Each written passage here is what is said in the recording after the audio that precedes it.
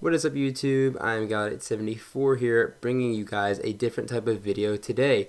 On Twitter, I put up a poll about a month ago about doing an extra video because I originally had an extra week to make one. However, that extra week never actually happened. So today we are making the video, and on my Twitter poll, as you guys can see, ranking all the Gen 8 Mons 1. So in today's video, we will be ranking all of the fully evolved Mons in Generation 8. So that's pretty cool. Now, I did put a lot of effort into this video in regards to like graphics. This video is going to be super long, so the audio and all that extra stuff. So I would appreciate it if you did leave a like on the video if you enjoy it, and retweet my tweet on Twitter when it goes up. I would highly appreciate it. Don't usually ask for that type of stuff, but I put a lot of effort into this, so I hope you guys really enjoy this. Now, before we get into this, I do have a few disclaimers before we actually break down the whole list.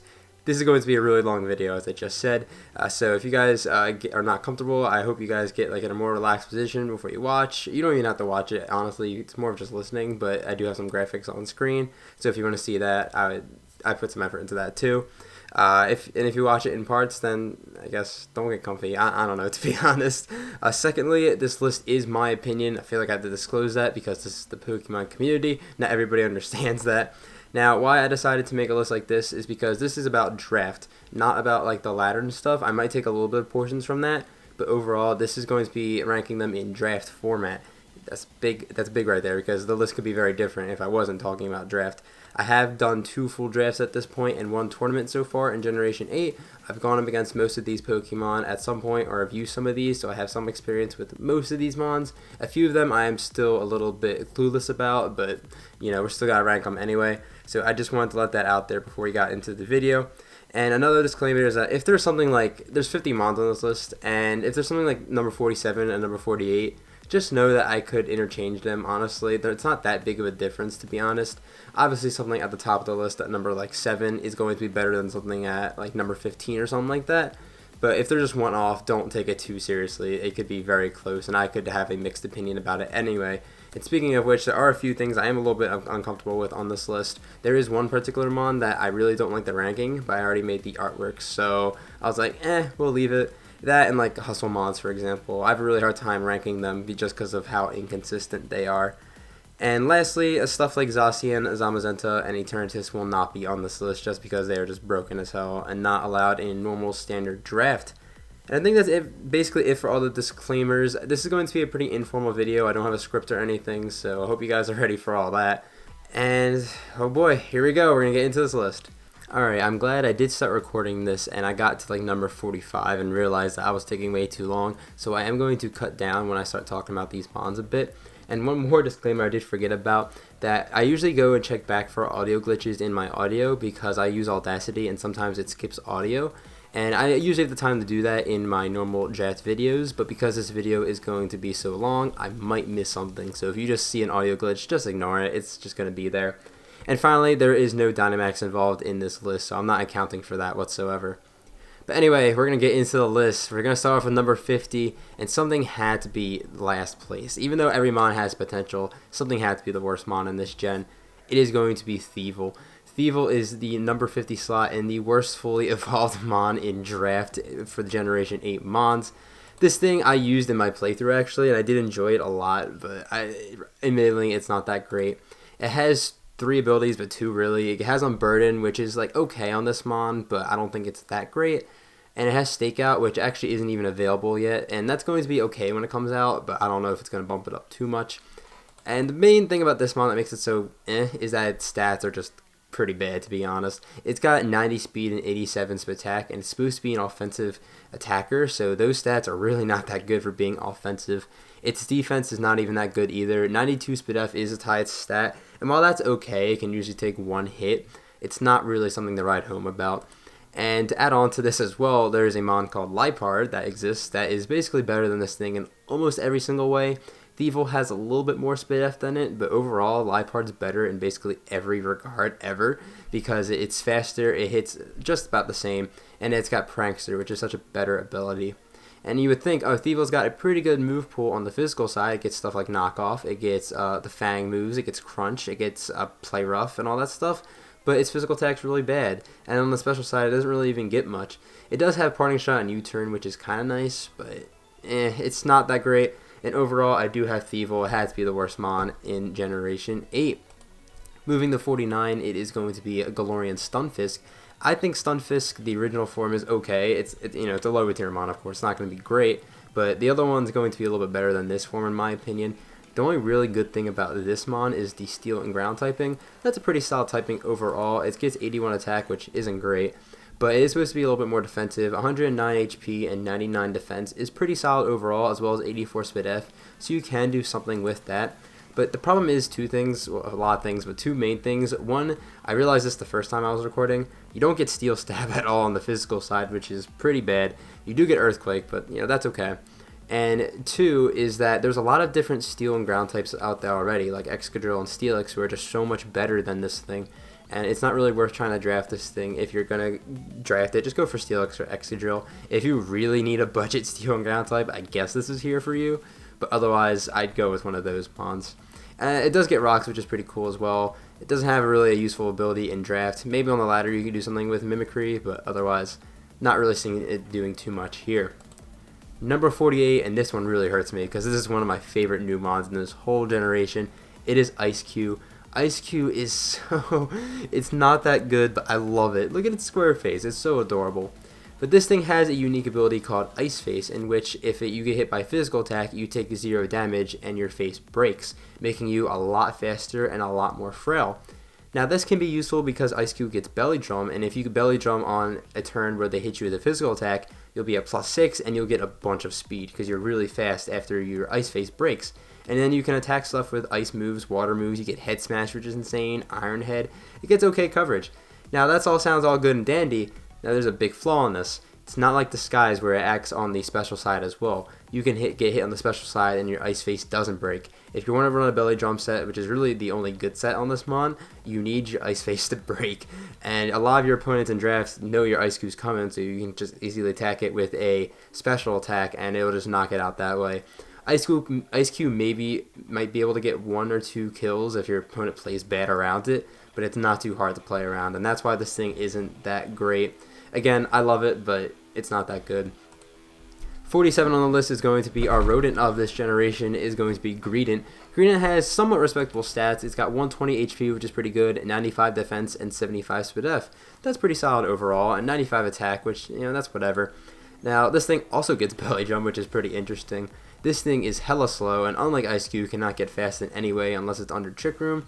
I personally do not think Trick Room is that great in draft, at least having a whole Trick Room team. It's a lot better in VGC and even on the ladder to an extent. So I don't see Greedent ever giving you some offensive sweeping capabilities or in breaking capabilities there. And the problem with this thing is that I did mention it's got good defensives, but it doesn't really have any good utility to support that. Gen 8 mons have the curse of not having Toxic or anything like that. So Greedent really doesn't give you any defensive utility, it just gives you some bulk. And while having the attacking stat of 95 and Belly Drum is nice, it's not that great with your speed stat and all. So that's why Greedent is all the way down here. It's your standard river rodent, even though it is a little bit different than the other rodents in the past. It's still down here and it is number 47. 46 is going to be Graplocked. Graplocked is an interesting mon. I actually used this in my playthrough as well. I like its shiny, it's pretty cool. This thing is a pure fighting type, which is a big curse to it because it should be a water and fighting type, which would help it a lot, I think. I would actually bump up Graplock quite a bit if it was a water typing. Just getting that extra stab off of Liquidation would be really nice, but it doesn't. It gets a few coverage moves with Close Combat, Stomping Tantrum, Ice Punch, I think, and that's sort of kind of it. It's okay, it's got 118 attack. There are a few mons that do this thing's job a lot better. It's bulky enough to take a hit, but nothing too insane, and it's slow as hell, like every other mon basically on this list so far, except for Thievul. And it has a Technician, which is a really good ability. However, it doesn't really get any moves to take advantage of that, except for maybe Power Up Punch, so it's not really helpful there. And that is just kind of Graplock. I've never actually gone up against Graplock in draft yet, but I don't really see this thing being too big of a threat, to be honest, unless you don't have a fighting resist. This thing is usually pretty wallable pretty easily. That's 46. Number 45 is Pincurchin. I actually really do not like this mon whatsoever, though it does have some utility. It's got really good utility, probably one of the better ones in this generation. It gets spikes, toxic spikes, which are really good, and memento. So you can send this thing out, get toxic spikes and spikes up and all that nonsense, and then memento out, and then get one of your sweepers in. This probably fits on really hyper offensive teams really well, just because of what I just mentioned there. The problem with this mon is that that's all it does, really. It's not really an offensive threat, because it's, what do you know, slow again. 1-on-1 attack is okay, but you usually don't invest into it anyway. Its bulk is pretty mediocre, to be completely honest. It's not that great. And it does get electric terrain, which is pretty nice. There are, like last gen, there were the Tapus, which each got a certain terrain. In this gen, there was a Pokemon that got each terrain, and the electric terrain went to this Mon.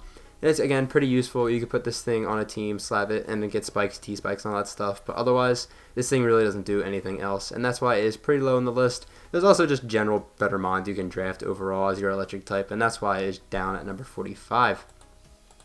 Moving to 44, I have to change pages here, is going to be Stonjourner. Stonjourner is an interesting Mon here because it has Power Spot, which if Pokemon's allies have the power of those moves multiplied by 1.3. I'm saying this out loud and realizing I don't think this actually affects Stonjourner. I don't actually know the answer to that. I would have to look that up. But the thing about this Mon that makes it really cool is that it has a really high HP and defense stat, kind of like Rhyperior sort of, and it has a high attack stat as well. So it's got stats very similar to that Mon. The only problem, the really, really glaring problem with this Mon is that its SpDef is 20. It is 20.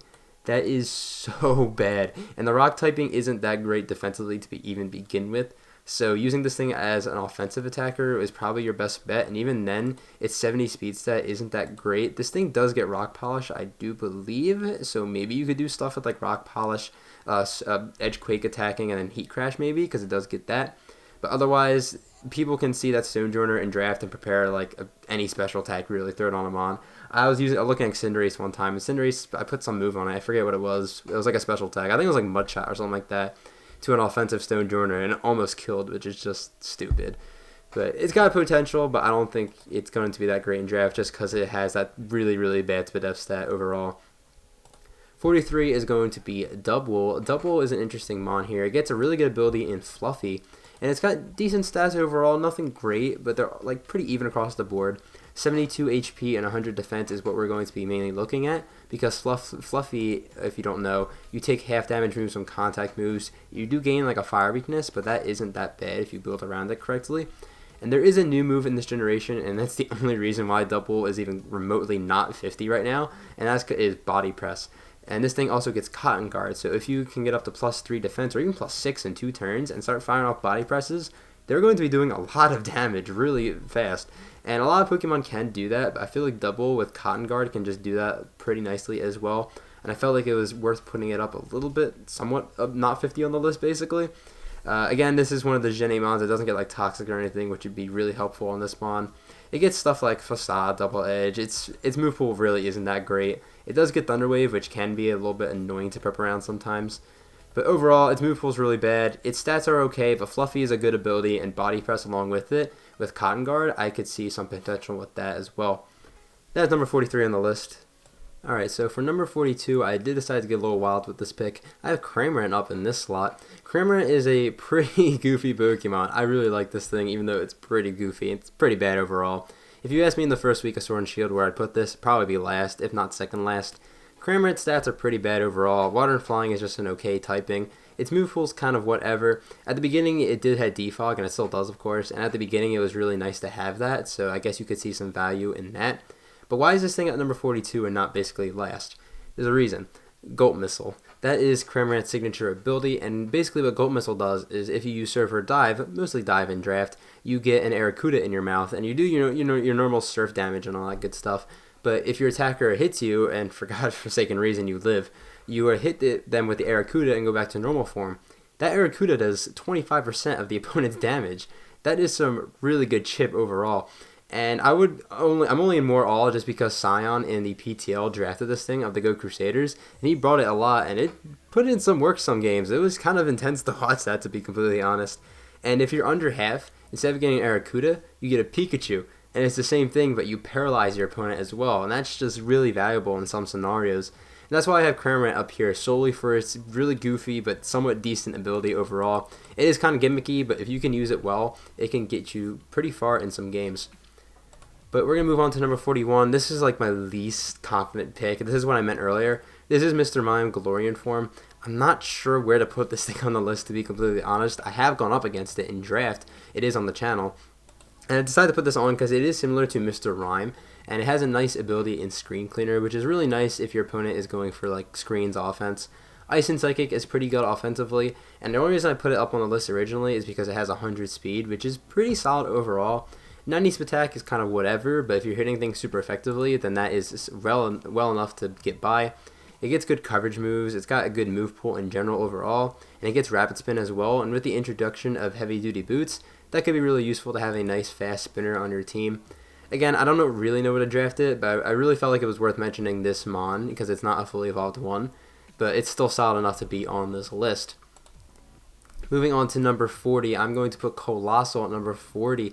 This is a really interesting Mon. It has some unique abilities. It has Steam Engine, which I want to talk about. This, if you get hit by a fire or a water move, hopefully a fire move, you get your speed raised by 6. I know its speed's hella slow at 30, but if you're at plus 6, you're still outspeeding almost everything, honestly. And that could be useful. Its attacking stats are pretty bad at 80 and 80, but you can run either special or physical depending on the scenario, which is pretty nice. It has amazing defenses in 120 defense, 90 speed F, and 110 HP, which is really solid. You get good utility in stuff like rocks, spikes, and rapid spin, which is really nice. And with, again, boots, that could be useful. And you get a few other things like Will-O-Wisp as well, and body presses too. The reason it's so low is because fire and rock typing is really bad defensively for the most part. It does have a few perks, but water and ground types will just kind of run all over you. And in a normal draft, if you don't have a water and ground type, your team is automatically pretty bad for the most part. So every team usually has a water or ground type, or just ground coverage at least. So getting this thing to do a lot is really hard. But if you do, then, big props to you. And Colossal, it has potential, and it has, hazard stack is really nice, hazard control. But otherwise, Colossal is chilling here at number 40. Number 39 is going to be Galarian Rapidash. I actually did use this in the Galarian tournament on APM. That is not up on YouTube. But I've always been a big fan of normal Rapidash, and this thing has the same stats as that. It's just a different typing in Psychic and Fairy, which is pretty good. You get moves, really good move pool coverage in Play Rough. You get Psycho Cut, Zen Headbutt, Low Kick for the Steel types, as well as high horsepower. You get a few utility moves in like Healing Wish, Morning Sun for recovery, and Wild Charge is another coverage move as well, I forgot to mention. You also get Sword Dance, you can start boosting up late game, which is really nice. The reason it's so low on the list, or I guess low-ish on the list, is because it's a Psychic Fairy. Not that it's a bad typing, it's just that there was another Psychic Fairy that we'll get into later that was introduced that's a lot better. Gardevoir is still around, and that's still better in my opinion. So Rapidash does have its perks. There aren't many fast physical attackers that are like past base 100 that has a good physical attack, so having something like that is nice for Rapidash, so that gives it a nice perk, and it's pretty nice overall, but in the end it is going to be number 39 on the list. And then moving on to number 38 and the final Mon on this side of the tier list, because I broke it down into a few tiers, and this is the best Mon in the, D tier? Is this D tier? Yeah, D tier. It is going to be Orbeetle. Orbeetle is the bug for this generation. It's got really interesting defenses in 60, 110, and 120.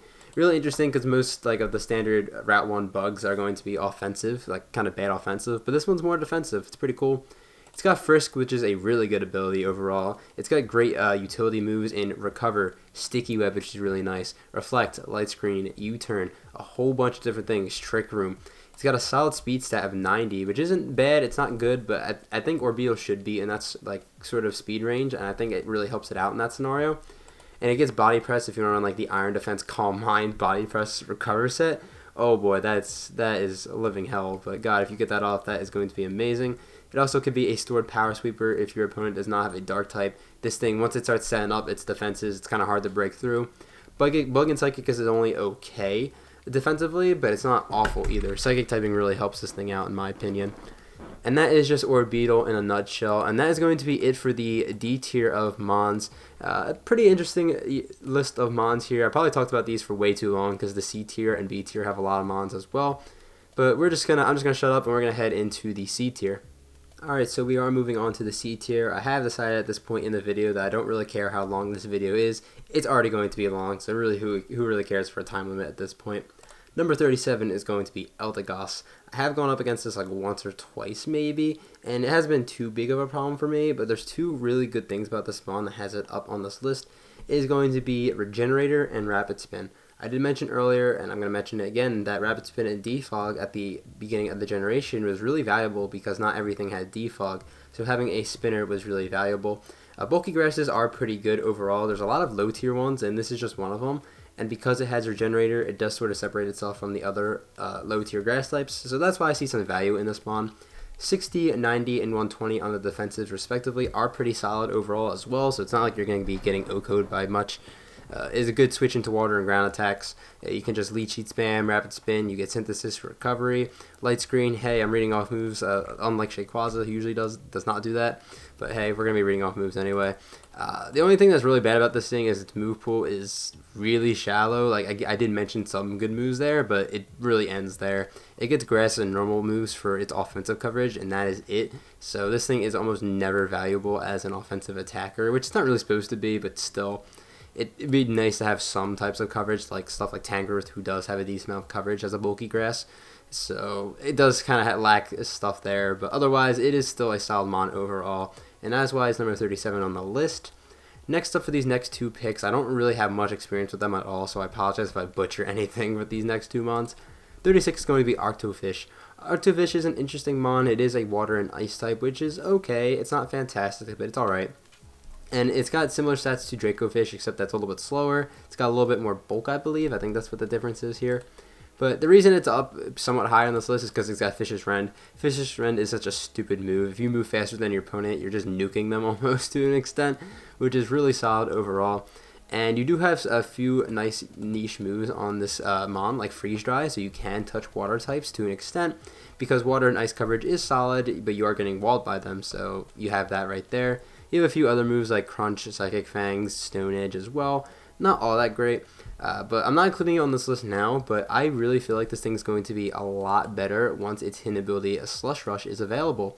And what that does is that if you're in Hail, your speed is doubled. Thus, you can just come in and just spam Fish's Rend, and you don't need like a Choice Scarf or anything. You can run even like a band on it, and that is going to be really hard to switch into. This thing also gets Aurora Veil to add on to that, so if you want to go that route, you can set up Hail, and so you can set up a Light Screen and Reflect on Hail. So I see this thing having a lot of potential in Hail teams and draft, which are kind of like, they're a little bit gimmicky, but Arctofish is going to be one of the better sweepers in that sense.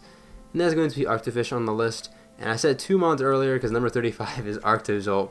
Another mon I don't have too much experience with. I put this above Arctofish for the main reason that it's got Bolt Beam coverage as its stab, and that's pretty solid overall. It does have Bolt Beak, which is like Fish's Rend, but an electric type attack. It's a little bit less favorable because ground types exist, but again, you are an ice type, so it is kind of skeptical to switching ground types on this mon in the first place. So that's pretty cool right there. His defenses are a little bit worse. However, this thing also does get Slush Rush as well as its hidden ability. So again, once that gets released, these two mons are going to be a lot better, I think, in my opinion. And you can have some fun with these mons as well. They are naturally slow, so that's why Bolt Beak isn't that strong on this mon. But if you are faster, and you can wall break a few mons if they're really, really slow. So again, it has potential, but as of right now, it is going to be at number 35 on the list. Number 34 is going to be Dreadnought. Oh boy, Dreadnought. Okay. This was one of the first Pokemon released in Sword and Shield, like one of the first ones we knew about. And I like this thing a lot. I have gone up against it. It's got a meh speed stat, but just like the other two mons I just mentioned, it's got Swift Swim. Instead of Hail and Rain, your speed is doubled, and that, all of a sudden, you are a big-ass threat. You get moves like Liquidation, and the biggest thing for me was Head Smash. You have a 115 attack, which is, that's pretty good overall. If you slap like a band on that thing and you're in Rain, then you just start killing things, and that's why I see Dreadnought having some major potential on Rain teams. It is going to be very scary, especially because stuff like Mega Swampert got Thanos snapped. So, like, Dreadnought, you need to replace that somehow, right? I see Dreadnought being one of those mons overall. The reason it's a little bit lower because outside of Rain, it's just okay at best. Its move coverage is pretty solid, but that speed stat is kind of lacking. And while you have okay defense, your Speed F is kind of low. And Water Rock defensively is just mediocre at best, to be completely honest. It's kind of whatever. Water Ground, on the other hand, is a lot better. So that is going to be Dreadnought. It also gets Rocks, which is pretty cool as well. And that is going to be number 34. Number 33, we got freaking Shay's favorite mon in Gen 8 so far. It is going to be Morpeko. At least I think. I'm probably really stupid if I'm forgetting something else. But Morpeko is number 33. I personally do not like this thing whatsoever. I don't think it's that good at all. 97 speed is okay. It's not that great. 95 attack's really bad, to be honest. The thing that makes this thing cool is that it's electric and dark type, which are really good types overall, and having them combined is just even better. It gets an interesting ability in Hunger Switch, which after each turn you switch to your hungry mode or full belly mode. I don't even know, to be honest, but it switches your main move R Wheel into an electric and dark move, so you keep switching it up over and over again. R Wheel is actually a really solid move overall. It raises your speed every time, and it has decent power overall, so I could see some potential there. As I mentioned a billion times already in this video, it gets rapid spin, so that's pretty valuable. Volt Switch for pivoting. It has a really solid move pool overall. It gets stuff like the Fang moves, it gets Foul Play, it gets Parting Shot for pivoting, Psychic Fangs. Nasty Plot if you want to go the special route, though physical is always better. This thing can do a lot of different things. Its stats really are pretty bad, to be completely honest, but it can do a few things, and its typing is just pretty solid overall, and that's why it's 33 in the list. I debated putting this thing down a little bit lower, but we'll keep it at 33 for now. Moving on up to number 32 is going to be Phalanx. Phalanx is another interesting mon. I actually do like this mon, despite I personally don't think it's that great overall, but I did have to put it somewhere on this list. And it does have a few noticeable perks that made me put it up at number 32. The few perks are Defiant, which is a really good ability. You can come in on mons trying to defog and you get a +2 in attack. Your attack is 100, which is just kind of okay. Your defense is 100, which is, again, it's pretty good. But then every other stat of yours is pretty bad overall. But what makes this mon stand out to me is the no retreat move, as I'm sure you guys know. That's the signature move it gets, and what it does is it basically gives you an ancient power boost, which is really valuable. That is any mon that can omni boost is automatically okay at best. You know what I mean? It can't be a bad mon if you can just omni boost, basically. But it's not like the best omni boosting move because A, it does trap you in, which isn't too bad because usually most times when you're doing it, it's really just a one and done thing anyway to begin with. So being trapped in isn't always the worst thing in the entire world. But the thing that makes it kind of like meh is A, its stats of course, and B is that you can't stack no retreats. You can only use it once and that's it. If you could stack no retreats, this thing would be so much higher because then it just boosts up really fast and it's just over. But it only does +1 in everything, so that's okay. It's not bad. You get close combat. Fighting spam is good overall. And your coverage isn't all that great, but it's all you really need. You get Iron Head for the fairies, Poison Jab also for the fairies, Rock Slide for the flying types, and Throat Chop for the ghost types. So it's not all that bad in the end. And then finally you have First Impression, so you can go a banded set and maybe run First Impression for the priority. That could be useful as well. And that's basically all Phalanx kind of does. It clicks no retreat and kind of tries and cleans your team, or you could just run a banded set and run First Impression for priority. You're going to do a few different things, but that's why Phalanx is here at number 32. Number 31 is going to be Runrigus. Runrigus is an interesting mon. It is like Kafagrigus, but is a physical attacker, and it has the ground typing. And this thing is really helpful for defensive utility because it has a lot of good moves. It gets stuff like Stealth Rocks that Kafagrigus does not get. It gets Toxic Spikes. Taunt is pretty useful. Memento, so if you want to set up T-Spikes and get out of there, kind of like Pincurchin, but this is a little bit better because it's a ground type, which is pretty good. And even Ghost and Ground is a pretty good typing overall. Because I like stuff like Golurk's cool, Palisand's nice, and now we have Runrigus, another option. And finally, this thing has Body Press, which is really good because your highest stat is defense in 145, which is pretty solid overall. And you also get, stuff like Earthquake, Shadow Claw. I could read moves off to you, but honestly, this thing, it does good defensive stuff. It really provides you with some good defensive utility, and that's really what it is good for. And it also has an ability, Wandering Spirit, which is a little bit different than Mummy, but it's somewhat similar. It reads off here, if Pokemon making contact with this Pokemon have their ability swapped with this one, so you could take other Pokemon's abilities, so something like, I don't know, a huge power Diggersby or something like that. It uses T-Punch on you, it loses huge power, and all of a sudden it's kind of useless, so taking away your opponent's ability could be very useful. And that's why Runrigus is here at number 31. Number 30 is the one I'm starting to get skeptical about. It is Flapple. I have a really hard time ranking Hustle Mons high because I like to play with mons that are really reliable, and Flapple is definitely not reliable whatsoever. It's got 110 attack, which is really good with Hustle when you combine it with those two. It's Grass and Dragon, which is a pretty solid typing overall. It could be better, but it's not that bad. It gets stuff like Dragon Dance, so it can set up in front of you, and it has good moves to support its Grass and Dragon typing, like Grav Apple, which is an interesting move. It gets U-Turn. It gets Outrage. It doesn't get Dragon Claw, so you do have to lock yourself into Outrage if you want to use a Dragon move. It gets a few other things as well, but that's mainly all it really needs, to be honest. And also gets Sucker Punch, but honestly, this thing it gets Hustle. It's one of those mons. It's okay. It's really irreliable, but if you do get it to work, then it is a very big threat. There are also a few other types that just completely hardwall Grass and Dragon, and that's why it is a little bit lower on the list. Number 29 is going to be its counterpart, Appleton. I have used Appleton in the PTL, and I love Appleton. It's such a good boy. You just see it in game, it's like, oh, look how cute it is there. But Appleton has the thick fat ability, so it's not 4 times weak to ice. It's really just 2 times, to be honest. Grass Dragon defensively is just okay. You got solid defenses in 80 and 110 HP. That is enough to get you by. 100's attack is not that bad. And the thing that makes this thing a solid wall is that it has Apple Acid. What Apple Acid does is that it always lowers your opponent's def. So it's not like your opponent can never set up on. You can just spam Apple Acid, and it'll always do more each turn unless your opponent switches or they're boosting their def. It'll always stay the same, which I see that as pretty valuable. This thing would be a lot better if it had Toxic. As I was building with this in the PTL season, not having Toxic really kind of sucked on this thing. But it's okay. It does get Leechied. It gets Recover, which is really nice. It does have reliable recovery. And then, you know, you can just throw on a few other moves. You can run Body Press. You can run Dragon Pulse. If you want to run a physical set, which is possible, you can run stuff like Curse. I know Diet Tight brought Curse against me. But otherwise, Appleton is here. It's a good boy. It's a lot more reliable than Flat Bolt, and that's why I have it higher than that thing. It can be better than Appleton in some scenarios. But that is going to be number 29.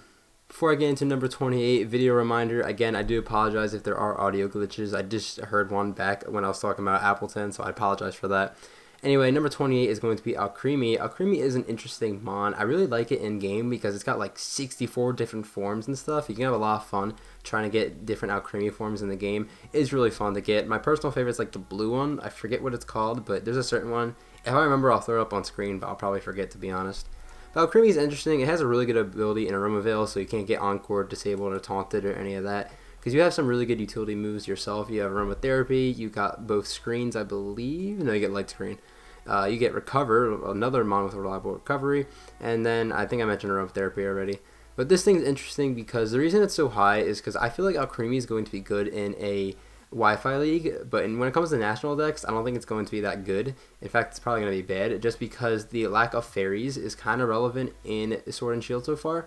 So I feel like Alcremie does kind of shine there because its stats are, you know, they're okay. You got 121 def, which is nothing to laugh at.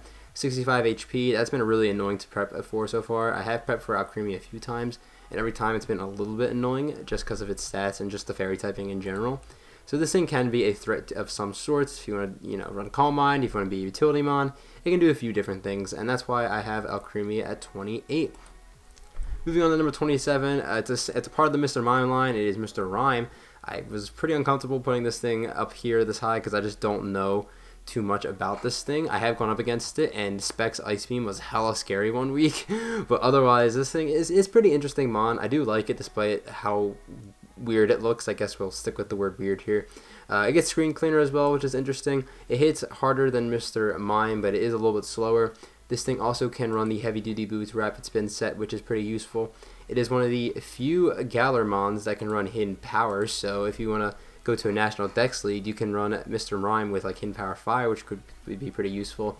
This thing already does have a solid move pool, so I mean it's not all that bad in the end anyway. You get Recovery and Slack Off if you want to run like a bulky set. And even though Ice and Psychic is a pretty bad typing defensively, it does have some advantages to it just because Psychic typing is okay in general there. So, you know, you could do a bunch of different things with this mon, and I think it's pretty cool.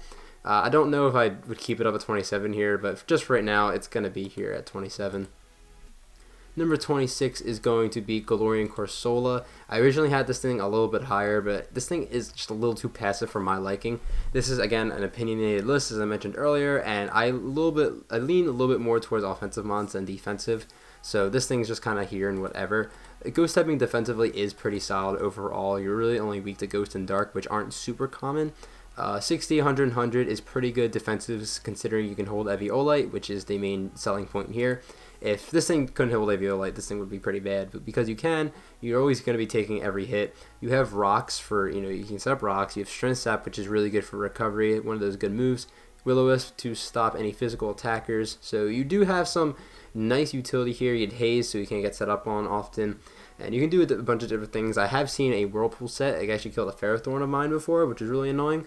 But the thing that makes this thing kind of meh, even though it is a really good wall, is that it is a little too passive because Nightshade is probably your best form of offense unless you run like a Calm Mindset, which I have seen before. Not against me, but I have seen that been used before, which can be useful, but otherwise it's kind of just a little too passive for my liking. And that's why I have it at 26 and brought it down a little bit lower. Number 25 is going to be Berserker. This is a shot in the dark here, only because I've never used Berserker, but I really think this thing has a lot of potential. I have gone up against it like once or twice, and it hasn't done too much work, but again, potential is there. This thing has two great abilities in Tough Claws and Steely Spirit. Tough Claws boosts your contact moves, and Steely Spirit boosts your steel type moves by 1.5, so it gives you a choice band basically on your Iron Heads. And if you put like a choice band on a Steely Spirit Mon, like Berserker for example, your Iron Heads are hitting pretty friggin' hard, to be honest. And if you don't want to go that route, you can run Tough Claws, which is still really good. You get a lot of good moves. You get U-turn, your Steel Stab, Close Combat, Play Rough. I'm listing off moves again, but you get the gist. Berserker can do a lot of different things. It has a lot of different things on the physical side, which is really nice. Fake Out for some priority, which is pretty nice here. It would be nice if this thing had rocks, which is really annoying actually. In the BFO Surge, I was looking at this thing. If it had rocks, I probably would have picked it up, but it doesn't. And its SPDEF is a little lackluster. You can patch that with an Assault Vest, but otherwise it is a little bit meh. And it's just overall stats are just kind of okay at best. But the abilities are really good. The move pool is really good. It's got potential there.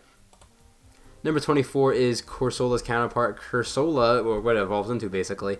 Cursola is so annoying to prepare for. Oh my goodness. 145 attack is ridiculously good. And then you have 60 HP and 130 SPDEF. So your SPDEF is also off the charts as well. You get a really unique ability in Perish Body where if you get hit with a contact move, Perish Body is set. So no physical attackers can really sweep you because if you have Perish Body for the most part. And it has a lot of good coverage moves. You get Shadow Ball, Earth Power, Giga Drain. I'm listing off moves again for like the 5th mon in a row. Jesus Christ. But this thing has a lot of potential in Trick Room. Again, it's not going to be sweeping. It's more to be like a breaker in Trick Room teams. And even just in general, if your opponent has a lot of special attackers, you can come in and break stuff because Shadow Ball is so spammable. And I have seen defensive sets. I personally don't think they're that great, but you do get the utility that Cursola gets as well from like Strength Sap, Will-O-Wisp, and all that stuff. You get rocks as well. So that's kind of useful, but mainly the special breaking set, that's really hard to switch into, so that thing is looking like a big threat. It is 24 on the list, and we are like halfway through this list. I'm pretty happy about it. Number 23 on the list is going to be Indeedee. Indeedee is one of those mons that got a terrain this generation, and in this case is going to be the Psychic Terrain with Psychic Surge, which is pretty cool on this mon. It has decent stats in 105 attack and 95 speed. By the way, there is a male and a female Indeedee. I'm putting male up here because I think male is a lot better in singles, while female is a lot better in doubles. We're talking about singles draft here, so we're going to stick to male here for now, though they do very similar things. But Indeedee is really good as an offensive attacker. 95 speed is pretty solid, especially in a Sword and Shield metagame. Not in a National Dex metagame, but Sword and Shield. It's pretty solid because a lot of mons are a little bit slower in this gen. And 105 attack with your Psychic spam is pretty nice because Psychic is a pretty spammable typing overall. This thing has some utility for you. It has Aromatherapy, it has Encore. Psychic Terrain in general is some good utility because you can build a team around Psychic Terrain. Like mons that are weak to priority, you can bring on your team and all that stuff. I could go on about it. But that is pretty cool with Indeedee. I feel like it has a nice unique trait in that sense. It has the normal typing as a secondary stab with stuff like Hyper Voice. That's pretty nice because now you're no longer weak to ghost types. In fact, you probably beat most ghost types because psychic types are pretty good overall. Because it's not like ghost types are switching into psychic moves or anything for the most part. So you have that going for you as well. You can run Calm Mind if you want. I don't know how good that is considering your defense is pretty bad, not going to lie. So I don't know how all that's going to work out. But again, Psychic Spam is really like the definition of this mon, and it does it pretty well overall. And that is going to be Indeedee at 23. 22 is going to be Frostmoth. Frostmoth has the luxury of having Ice Scales as an ability. It also has Heavy Duty Boots now as an item. I mentioned earlier, way earlier in this video, that Heavy Duty Boots was a new item, and since Frostmoth really hates rocks, having the boots is really helpful overall. It has 125 attack, which is really solid, 90 SPDEF, which is basically like insane, like 180 to 200 SPDEF because of Ice Scales, which is again a really good ability. That's why I have Frostmoth so high on this list. And it's kind of like a Volcarona, but a little bit worse just because of its speed stat is pretty lacking there. 65 is not that good. If you're at +1, it's kind of better, but it's still kind of meh. Ice and Bug is really solid overall typing, at least offensively. It is still weak to fire types, and you can't really hit fire types for the most part, so you do have to kind of play around that. The Volcarona does sort of face that same problem and sort of gets away with it as well. So mainly it is just the speed stat on Frostmoth, and that's dual weakness to fire and rock isn't that helpful. But the boots kind of help out there a bit. Finally, it has Defog, which is a really good move to have. Oh, and it's the evolution of Snom, and who doesn't love Snom? Let's be real. I feel like John Jr. now. Alright, anyway, we're going to move to number 21. 21 is Boltund. Boltund is an interesting pick here. It's one of those mons that's going to be really good in a Galar format, but not that good outside of it overall. It has an amazing speed stat of 121, one of the best in the generation, one of the fastest too. 121 is a really good speed to have. 90 on both attack and spatak is really nice. Right now, you can really only run physical attacking with Strong Jaw because competitive is not allowed yet. Strong Jaw makes Slender Fang a really nice move, as well as your coverage moves actually like good moves, because 90 coming off 90 attack, like hitting Psychic Fangs on something like a bulky poison type isn't going to be doing too much, but because you have Strong Jaw, it's going to do a lot more. And you have a lot of other moves that take advantage of that as well. You have Fire Fang, Crunch. You don't have Ice Fang, which is so tragic.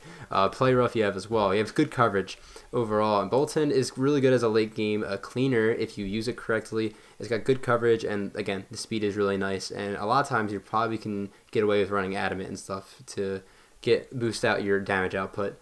And I see Boltund being pretty solid as a mid-tier mon overall. That's 21. Number 20, we're in the top 20 finally, and this is a mon that I like a lot. The next like 4 or 5 I like a lot.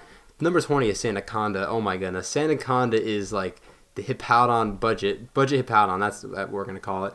I like this thing a lot. It gets rocks, it gets glare, it gets body press, which is pretty solid. Its stats are a little bit worse than Hippo in basically every way, except for its speed. It is a little bit faster, and Sandaconda is like just faster than a lot of walls. So in 1v1 scenarios, in that case, you can kind of beat other walls because Earthquake is pretty spammable. Finally, you can run like an offensive set. You can run like Coil, Earthquake, Stone Edge, and Rest because it gets Shed Skin, so you don't always have to go through 3 turns of sleep, which is pretty nice. I have seen Shay use this mon as well as a few other people as well, and it has put in a lot of work, and I do like this thing, even though I do like Hippowdon. It's kind of like, I like my bulky ground types. Hippowdon's cool, Mudsdale's cool, and now we have Sandaconda as a mon, so this thing's cool as well. At number 19, the final mon in the C tier is going to be Centiskorch. Centiskorch is an interesting mon. It is a fire bug type, the second one we got next to Volcarona, I think. I hope I'm not missing anything. But this thing has Flash Fire, so it doesn't have to deal with the neutrality of fire moves. It gets really good cut. It's kind of like Sandaconda. It gets Coil as well. It gets White Smoke, so you can just set up coils, and you don't have to worry about your stats being lowered. A really good move pool, and the thing that sets this thing apart from other mons is that it gets Fire Lash. I know a few other mons get that, but this is one of like the better mons that has Fire Lash because it always lowers your opponent's defense. And Centiskorch is a really good wall breaker because you can just click Fire Lash and then click coverage move the next turn, and it should die most times because you get the defense drop. And that is just really scary to go up against. It gets Knockoff as well, which is really good utility in this gen, and a few other things as well. And again, as I mentioned with Frostmoth, it has the heavy duty boost as an option, so it doesn't have to worry about the crippling rock weakness as well. And it's got pretty solid stats across the board. 115 attack, 100 HP, 90 SPDEF. Nothing to laugh at. It can beat fairy types pretty easily, as well as a few other things as well. And that's why I have Centiskorch at number 19. I've seen a few people use this, like Nico, and I enjoyed watching Nico use this thing. And yeah, Centiskorch is pretty cool. And that's going to wrap it up for our C tier mons. That it was the biggest tier we had. B tier is kind of big as well, but C tier definitely the biggest. And now we're going to start getting into mons that I think are really, really solid in draft format overall. Alright, we are now officially into the B tier. I did take a little small break, so I don't know how consistent my voice is going to sound. Number 18 is going to be Surfetched. I really do like this thing. I was going to draft this in BFO, but I decided to go the Emboar route in the end. But Surfetched is such a really cool mon. It's one of the best new breakers we got, in my opinion. It's got 135 attack, which is really solid. Your bulk is 62, 95, and 82 respectively, which is kind of like okay, but you're not supposed to be taking too many hits, as long as you can take one. And your speed is pretty bad, but again, you're meant to be a breaker, not like a sweeper or anything. This thing comes in, it clicks close combat, it gets a kill basically. The fighting stab is really good overall to have. You do have a lot of good other spammable types as well. You get Brave Bird, which is a really good move. First impression for some nice priority and knockoff as well. And the interesting thing about Surfetch is that you can run Stick, which I think it's Stick, right? It's Stick or Leak. I think it's Stick, where you get to raise your critical hit ratio by 2, so you don't have to lock yourself into a move and can get basically a choice band raised if you get a crit, which is really annoying but really valuable to have as well. And it also has Scrappy, and Scrappy which is really nice, but you're also immune to Intimidate, so you can't get Intimidate cycled by anything in draft, and that is really valuable to have, and that's really scary to go up against because Surfetch's attack basically is never falling at some point for the most part. So having a breaker like this is really valuable on the team, and that's why I feel like Surfetch, it was enough to make the B tier rank. Gonna move on to number 17. Number 17 and 16, I kind of wish I switched around now that I'm thinking about it more and more, but we're gonna keep it as it is. 17 is Barraskewda. Shout out to the first month of Sword and Shield when rain teams were all over the place and everybody and their mother used Barraskewda. This thing has fallen from grace quite a lot, but this thing I think is the fastest mon we got, excluding Zacian of course, in the new generation. 136 speed is very good. It's very fast. I really like the speed tier overall. And then it has 123 attack. I mentioned earlier that I don't think there's too many good fast physical attackers, like really fast physical attackers. Like we got, you got your Weavile, you got your Zeraora, and those are only old gens of course. But in this gen we got Barraskewda, which is really solid. Water typing is pretty okay offensively. I personally like to draft a little bit more defensive waters in my drafts, but offensively it's okay. Its abilities are, they're okay. Swift Sim's, I'm going to say it again, okay. But Swift Sim in this scenario is not that great because just Barraskewda is already naturally fast. And Propeller Tail is really just a doubles ability.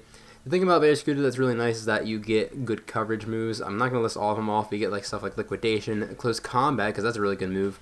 Aqua Jet for priority, Poison Jab, Psychic Fangs, it's really good. The reason I have this a little bit lower on the list than I wanted it to is just because this thing provides no defensive utility. And for a water type on draft, you want your water type to have some type of utility, and this thing has nothing. It's pretty bad on the defensive side, and I personally, in my personal opinion, I don't really like that for a water type, so that's why I have it a little bit lower. And this is why I have Inteleon at number 16. I think Barraskewda was a lot better offensively than Inteleon. But Inteleon, in regards to calcs, Inteleon lives a lot more hits than Barraskewda. It might not look it just because its bulk is only a little bit better, but I promise you, Inteleon lives a lot more hits than Barraskewda ever really will. But Inteleon is pretty interesting. It gets a lot more priority in Ice Shard and Aqua Jet as well. It gets your general water stat. It's on the special side this time, unlike Barraskewda, so you can pick and choose which one you want there. The interesting about this is that it's going to get Sniper at some point, so that will definitely boost up its usefulness a bit. It gets Snipe Shot, which is a move that has a high crit ratio, and I've heard it ignores abilities. I'm not actually sure how that works, but I think that's how it works. And that's pretty useful. It could be pretty deadly in that sense. It gets some utility in U-Turn. It also has Sucker Punch for priority. I forgot to mention that too. But U-Turn is really nice to have on a mon like this as well. I'm going to reiterate like I just did 5 seconds ago. I like my water types having some type of utility to them. And while Inteleon doesn't really have that either, it has at least U-Turn and a little bit of better bulk, enough to get by unlike Barraskewda. And that's why I originally had Inteleon at number 16. You could easily change these two over and over again. I don't know, honestly.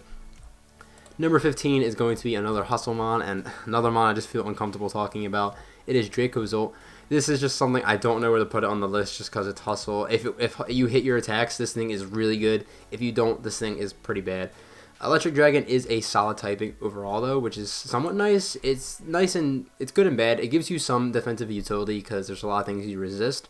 But at the same time, you are hard-walled by a few mons. I've learned, actually, as I've gone up against this thing a few times.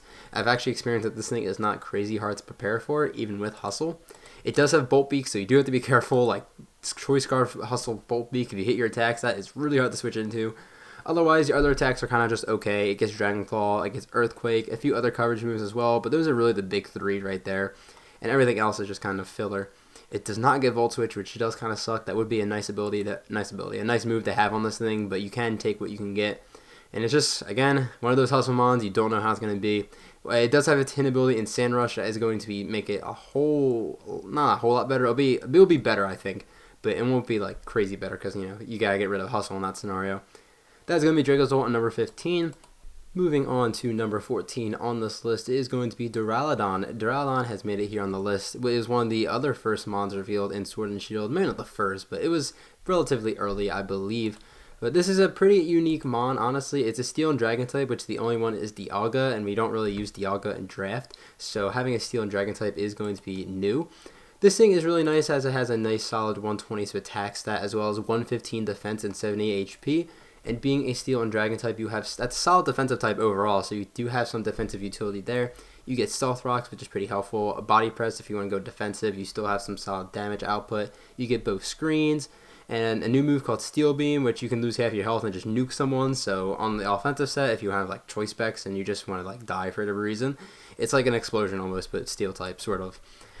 The thing that makes this thing a little bit lower than I would like it to put is two things. A, Steel and Dragon, while defensively is really good, offensively it's solid, but not great. It's okay. It's like average. And that's kind of like, it doesn't get great coverage moves, so sometimes it is hard-walled by a few different mons, so you definitely have to watch out for that. It doesn't get toxic, which is unfortunate, but that's a lot of Gen 8 mons.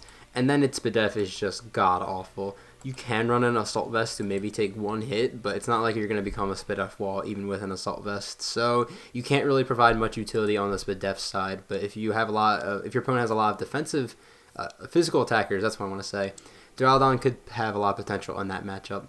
And that's why it's number 14. Number 13 is going to be Rillaboom, and this is not even talking about Grassy Surge Rillaboom. This was the mon that got Grassy Terrain this generation, and my god, once this thing gets Grassy Surge, it is going to be stupid good. I would say it would be maybe even better than Tapu Bulu, but since now we know Tapu Bulu gets Play Rough in close combat, probably not, but it's still going to be really good. The thing I have this up here so high, even without Grassy Surge, is because it has a knockoff and U-turn, which is great utility on a new mon, which doesn't.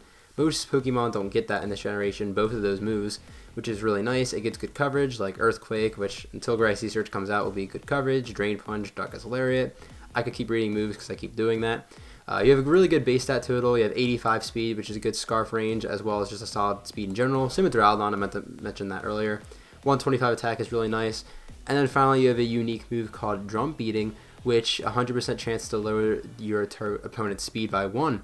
Which is really nice because you have really solid speed control. If you want to be faster, you can Drum Beating and then U-turn out the following turn, so you can scout for Scarfs or whatever. And if you don't want speed control, you don't run Drum Beating or whatever. If you want to have a slow U-turn, you can run something like Wood Hammer, or you get something else too. Bullet Seed Tier. You get another physical grab move. Do you not get Seed Bomb? Okay, Rillaboom doesn't get Seed Bomb. I thought it did, but that kind of sucks. But anyway, you get the gist. Rillaboom has a lot of utility with it, and I feel like it is a pretty solid mon overall. Number 12 is going to be Copperajah. Copperajah, I love this thing so much. It's like Dawnfan, but better, to be honest. This thing has two fantastic abilities, especially Sheer Force and Heavy Metal. Sheer Force is really solid because you have a bunch of coverage moves to take advantage of that. Heavy Metal is really good because you get Heat Crash, Heavy Slam. You get moves to take advantage of that as well. You have a stupid high attack stat of 130, HP stat of 122, which is really solid to pair with your 69 defenses, LOL, and it makes it so you're not that frail. And it's just a pure steel type, which is really solid overall. I did use this in the APM Gala tournament, and I did love it. I drafted it for the wrong reason, but I used it in the right way. I drafted it initially as a rocker, which, by the way, is a stealth rocker, and as a defensive mon. And while you can use Copperajah as a defensive mon, using it as a physical attacker, like really offensive, is a lot better. You can do Trick Room, you can put this thing maybe under Tailwind to outspeed some mons, and Copperajah has a lot of potential with it. I think it is a fantastic mon, and that's why it is all the way up at number 12. Moving on to number 11 is a mon I am using in the PTL. It is Galarian Weezing. I think this thing is really good. It's got a really fantastic typing of Poison and Fairy, and this thing has 3 great abilities, like fantastic abilities. You get Levitate, immune to ground type, which you're mostly weak to anyway. Neutralizing Gas, which completely nullifies your opponent's abilities. So if you go up against Diggersby, I keep bringing that up as an example, your opponent's Diggersby doesn't have huge power basically, and that is just neutering it, and it neuters a lot of mons that can't use their ability.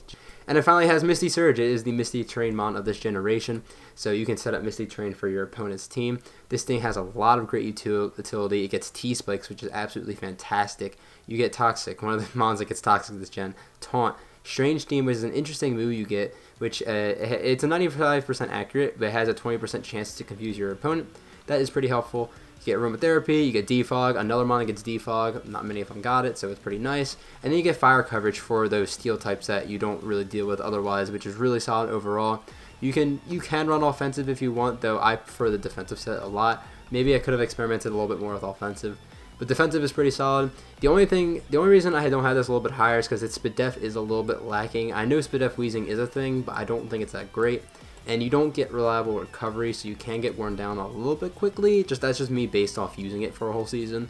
But otherwise, this thing is absolutely fantastic. It's a whole step up from regular Weezing, and it's pretty good in draft, and it is a number 11 on this list.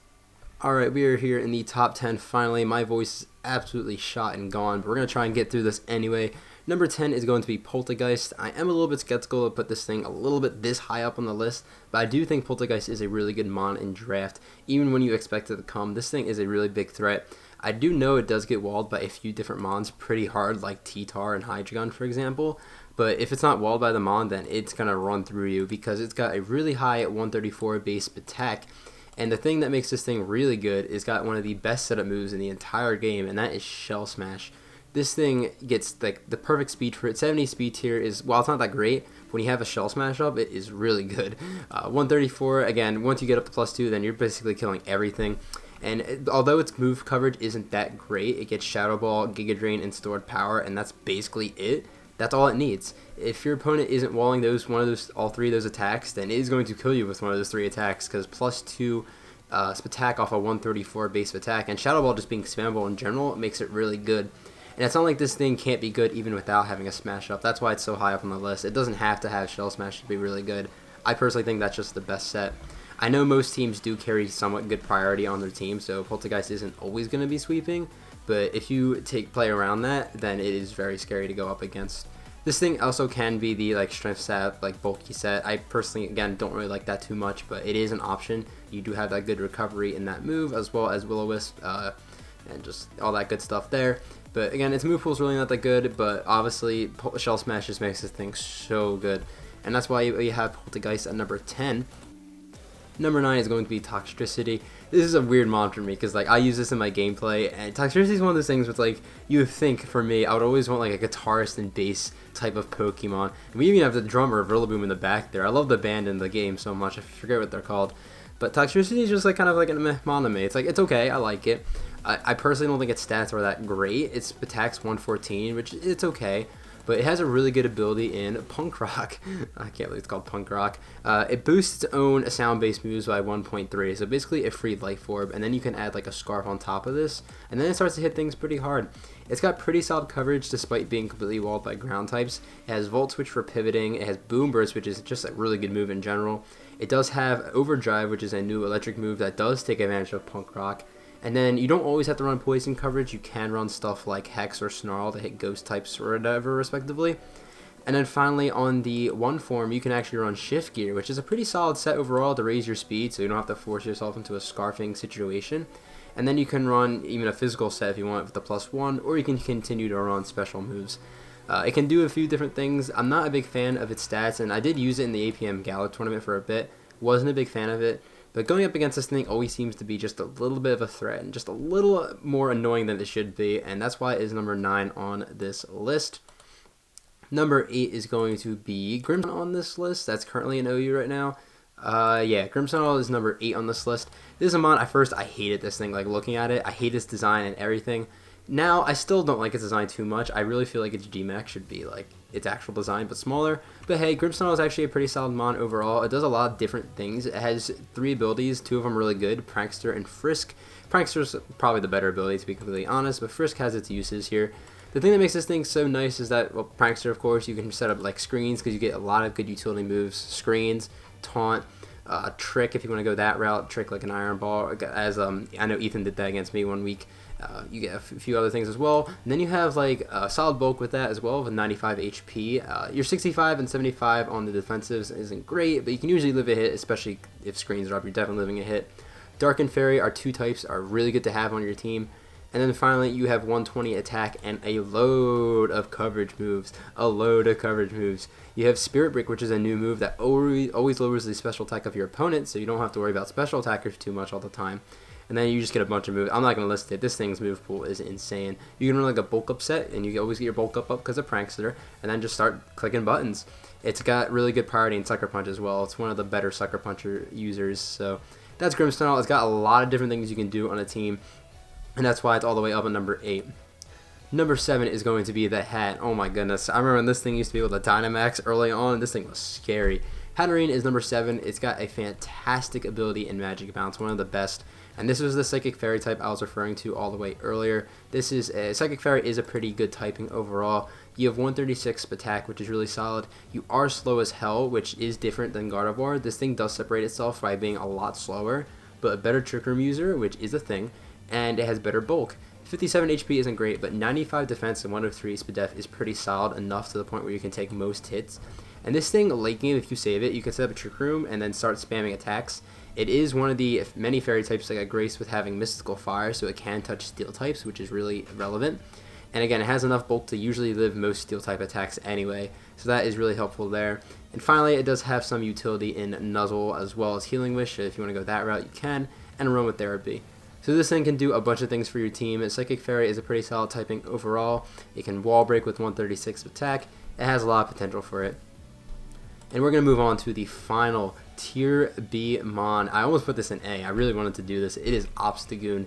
This thing is a big threat. Oh my goodness. This has 3 great abilities, Reckless, Guts, and Defiant. I personally think Guts is the best, but you can definitely run Reckless and Defiant and be pretty solid. This thing's Dark and Normal is a pretty solid typing. I know you're weak to fighting, but otherwise it's pretty nice. Its stats are really solid across the board. The thing that makes this thing really nice is A, it has a nice speed tier of 95. 93, 101, 81 defenses are a lot bulkier than it sounds like. This thing is surprisingly really hard to kill. And 90 attack, while that's not like, it's okay, it's pretty average. You can boost it insanely. You have Knockoff, which is a really good move. You can run the Facade set if you want Guts Facade. I personally think that's the best. Double Edge with Reckless is really insane. You can switch in on Defiant and get a +2. You have so many different ways you can boost your attack at some point, to the point where 90 is a lot more threatening than it sounds like. And then you have moves like Obstruct, where it's like Protect. It's kind of like King Shield, but it lowers your opponent's defense instead of attack. So basically all your opponent's walls are gone. And again, just Knockoff is just really spammable. Your opponent's walls don't want to be taking Knockoff. It's just really hard to deal with it. It's a really good wall breaker for being a 90 attack. I just talked really fast there. I apologize to you guys. Oh, and it has really good coverage as well and Parting Shot. See, I just keep talking about this thing. It's really good. The thing that made me not put it in A tier is that it does not have priority. If this thing had priority, this thing would be a top 5 Mon easy, but because it doesn't, it does slightly lower its viability a bit. And I just talked a crazy ton so fast about Obstagoon. That is number 6, and that's going to wrap it up for our B tier. Alright, we are really in the home stretch now. We have reached the A tier and my top 5 Mons for this list in the Galar region. And now, before I break into this, most of the Mons up to this point have been me just kind of summarizing what the Mon does and how it affects the metagame, sort of. And for the next 5, I am going to break them down a little bit more in detail. If you do want my full opinion on a certain Mon that's not in the top 5, you can just contact me on Twitter or Discord if you want to hear about it. I would be happy to discuss some Mons about it, or even in the comment section below. But otherwise, we're going to get into this top 5. The 5th best Mon in Generation 8, the 5th best new Mon, I think is Dracovish. I did mention this Mon a little bit earlier when I was talking about Arctovish, but the thing that separates that from this is, well, it's a Dragon type and not an Ice type. Its speed tier is 75, which is a way better Scarf tier than the 55 that Arctofish is. And B, it has Strong Jaw, and I don't know why, but Fish's friend gets boosted by Strong Jaw. That is so dumb. In a nutshell, if you run Scarf on this thing, you're going to be outspeeding a lot. And if you outspeed your opponent, you have a 180 base power stab move that is boosted by Strong Jaw. That's like essential, like a choice band. That is just so strong. If your opponent doesn't have a water immunity, this thing is hella scary. The thing with this Mon that I have at number 5 and not 4 is for 2 reasons. A is that outside of Fish's friend, this thing doesn't hit insanely hard. Strong Jaw with stuff like Psychic Fangs, Leech Life, and Crunch is nice, but it's not going to be completely breaking every Mon ever. And it only has Outrage as a really reliable dragon move, so it's not that great in that sense. But Fish's Rend is just stupid good, and that's why it is so high up on this list. This thing is either like a breaker or a scarfer. If your opponent has a bulky water, it can't really be both, which most teams do have. If your opponent has a bulky water, you can run Band to break through that and break stuff. But if your opponent doesn't have a bulky water, you can have a scarf and clean through everything else that isn't the bulky water. So it definitely depends on what your opponent's team comp is. If your opponent does not have a good water switching, then this thing just goes ham on your opponent. And Dracovish is a really good Mon in that sense. And it's also Water Dragon type, which is pretty solid defensively overall. That is Dracovish. Number 4 is a Mon I have used, and I built around it for the PTL. It is Cinderace. This is not Libero Cinderace. I'm really indifferent about like Libero and Protein. I think those abilities are kind of whack, to be honest. I mean, they're good. They're really good. Don't get me wrong. But they're not like the best abilities in the game, to be honest. They're good. But anyway, it doesn't have Libero. This is just normal Blaze Cinderace. This is another Mon that has a really solid speed tier of 119. 116 attack is really solid. And for whatever reason, you have Pyro Ball, which is like Flare Blitz, but you don't make contact. You don't have recoil, but you can miss. Which is, Power Ball missing really sucks. But for whatever reason, Power Ball feels like it hits like everything for a 2-co and not in a 1-co. It's just insane how hard this thing hits for no reason. It has a lot of really strong utility in U-turn, taunt. It gets priority and sucker punch as well. It gets a few good coverage moves and gunk shot and iron head and a few other things as well, which really helps out its case. And a really good selling point here is the move Court Change. Now, what Court Change does, it switches the field effects of the battle. So let's say your opponent has rocks on your side of the field. You can come in, now with heavy duty boots by the way, so you don't take rocks, and then Court Change them around, and then all of a sudden your opponent has rocks and you don't have rocks. That is just so good. Your opponent will never hazard stack you if you have a Cinderace. I can guarantee it. They will never attempt to hazard stack you, because Cinderace can just come in Court Change and all of a sudden they have all the problems in the entire world. It also Court Changes screens too, so they can't even go for a screens offense. It's insane how good that freaking move is. And Cinderace has solid bulk, and Fire typing is okay defensively to the point where it can always take a hit as well to Court Change, and that's pretty nice. And this thing's only going to get better with Libero, so I'm excited to use Cinderace. I've really enjoyed using Cinderace in this season. I'm definitely going to use it again at some point. And that is going to be number 4. We are reaching our bronze medalist here. It is going to be Corviknight. Corviknight is number 3. It was one of the first, if not the first, Mon that wasn't a starter that was revealed, fully evolved at least, in the Generation 8 for Sword and Shield. This Mon is very interesting. I remember at the beginning of the generation, I thought this thing was going to be good, but not like, like that great. Honestly, it is really good. Honestly, it's really good. This thing has a lot of cool things going for it. A lot of times, Corviknight, I do compare it to Skarmory and Celesteela. However, all 3 of these mons are kind of different in their own respective ways, despite having similar stats. Corviknight's stats are absolutely insane for like what it is. 98 HP, 105 defense, that's pretty solid. And 85 speed def is really good. Steel and flying is just stupid good defensively and even offensively, but more defensively, that is really hard typing to break through. Only fire and electrics really break through you. And the only typing that really kind of walls you is water. It's bulky waters. You don't really beat bulky waters. But otherwise, Corviknight kind of just 6-0s your team. Corviknight honestly reminds me a lot about Suicune and how cancerous that thing is, because Corviknight does get pressure, which is a really annoying but good ability. You get mirror armor, so you can lower your opponent's like stats if like you can't get intimidated, for example. So it's got that going for it as well. It's a really good pivot because it gets a U-turn. It's a unique trait about it, unlike Skarmory and Celesteela. It gets good utility and taunt. Well, probably the best defogger in the entire game, to be completely honest. It is really good at that job. It gets reliable recovery, and again, its typing is really good, and it can just start setting up on you if you want. Bulk Up, Brave Bird, Body Press. That is a really scary set to go up against. The only thing that's really like not even bad, just the thing that sucks about that is it doesn't get toxic. If this thing got toxic, oh my goodness, I would never want to face a Corviknight again. If your opponent, if you don't have a good fire, electric, or bulky water type, then you're kind of screwed against this mon, to be completely honest. Corviknight is a really good mon, and it is number 3. Number 2 on the list, the silver medalist of the Galar mons, it is going to be Dragapult. I almost wanted to put this under Corviknight because Corviknight is really solid overall.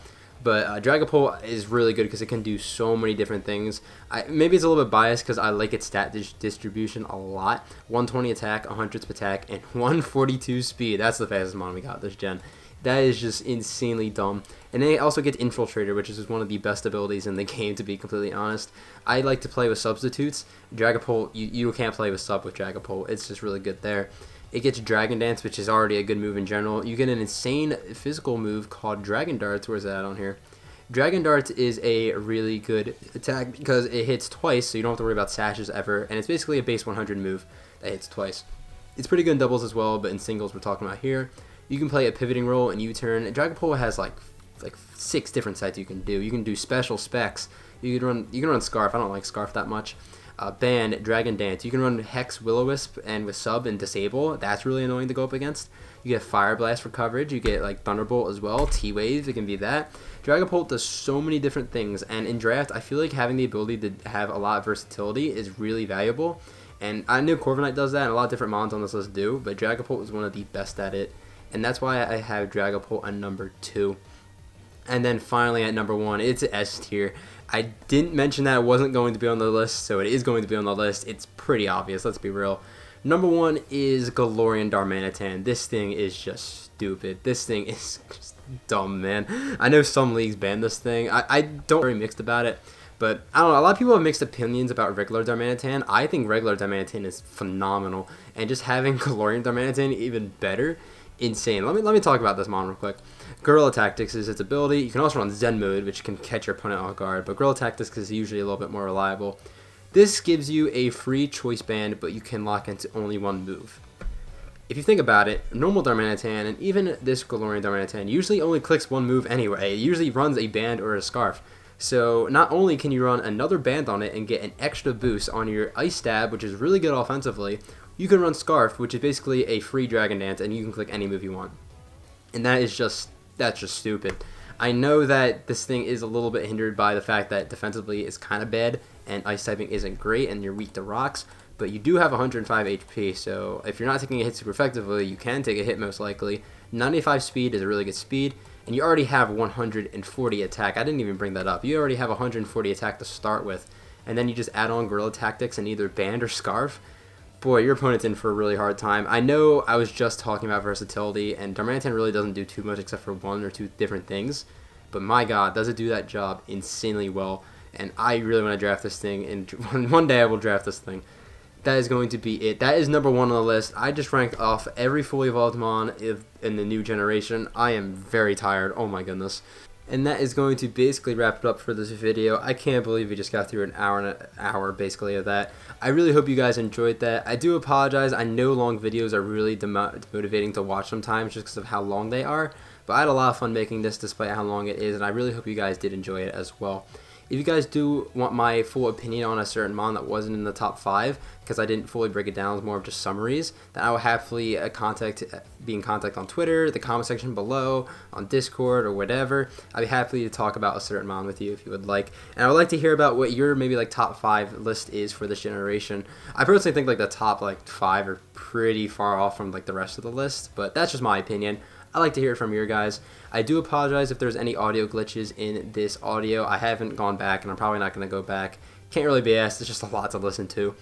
And yeah, that is going to basically be it for the video. I'm trying to think if I'm going to forget anything else. I don't think I'm forgetting anything. If I do, I'm going to put like a note on screen if I do forget something. But thank you guys for watching so much. If you enjoyed the video, please leave a like. If you like Pokemon Draft League content, consider subscribing to the channel. I'm going to head out of here. Have a fantastic day, YouTube.